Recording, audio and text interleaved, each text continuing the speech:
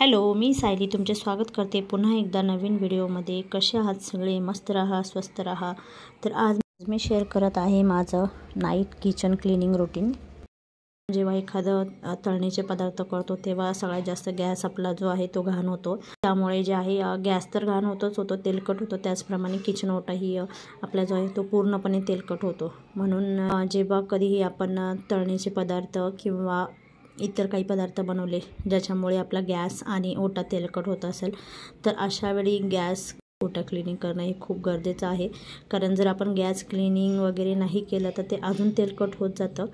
सगळ्यात आधी मी गॅसवर पाणी टाकलेलं आहे, जेणेकरून जे तेलकट आणि जे काही जेवणाचं सांडलेलं आहे कडक झालेलं असेल ते निघून जाईल। आणि त्यानंतर मी जे आहे इथे ओट्यावरचं सगळं सामान जे आहे ते खाली ठेवलेलं आहे, जेणेकरून ओटा मोकळा होईल। आणि इथे मी जे आहे विम बार हा साबण घेतलेला आहे। विम बार जो आपला भांडी घासायचा साबण असतो ते घेऊ शकता, किंवा तुम्ही विम बारचं लिक्विड मिळतं डिशवॉश लिक्विड ते घेऊ शकता। त्याने जो आहे घासणीच्या साहाय्याने पूर्ण ओटा जो आहे तो आपल्याला प्रथमतः घासून घ्यायचा आहे, जेणेकरून जे चिकट तेलकट सांडलेलं आहे गॅसवर आणि ओट्यावर ते सर्व निघून जाईल। त्याचप्रमाणे हे गॅसच्या मागची जी टाईल्स आहे, गॅसच्या मागचा जो हा छोटासा एक ओटा आहे तो क्लीन करणं खूप गरजेचं आहे। कारण फोडणी जी आपली उडते ती सर्व ह्याच्यावर जाऊन बसते आणि ते खूप चिकट होतं। त्यामुळं जेव्हा आपण गॅस धुतो त्यावेळी गॅसच्या मागच्या टाईल्सही धुणं खूप गरजेचं आहे। तुम्ही शक्यतो सर्फ म्हणजे डिटर्जंट आणि रिन बार किंवा डिशवॉश जेलही घेऊन ओटा क्लीन करू शकता। आता इथे मी जे आहे पूर्ण छानसं असं धुवून घेतलेलं आहे आणि पाणी तर मी टाकून घेणार आहे।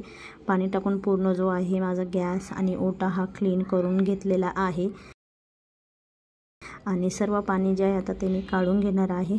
तर इथे जे आहे पाणी काढण्यासाठी मी हा वायपरचा यूज केलेला आहे। एक छोटंसं असं वायपर हे जे मिळतं आपल्याला कुठल्याही भांड्याच्या दुकानात किंवा एक दुकानांमध्ये मिळून जातं, नाहीतर तुम्हाला ऑनलाईनही हे मिळेल वायपर, जेणेकरून पाणी जे आहे पूर्णपणे निघून जातं ह्याच्या साहाय्याने। ह्याला खाली जो आहे रबर असतो त्या रबरच्या साहाय्याने पूर्ण पाणी हे जे आहे निघून जातं। आणि अशा प्रकारे मी जे आहे पूर्ण ओट्यावरचं पाणी जे आहे ते काढून घेतलेलं आहे।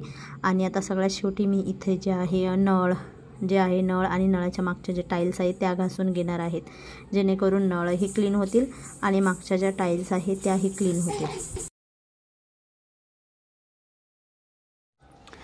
नळ जे आहे ते तुम्ही 2-3 दिवसांनी धुवू शकता, कारण आपला हात लागून सुद्धा नळ हे चिकट होत असतात।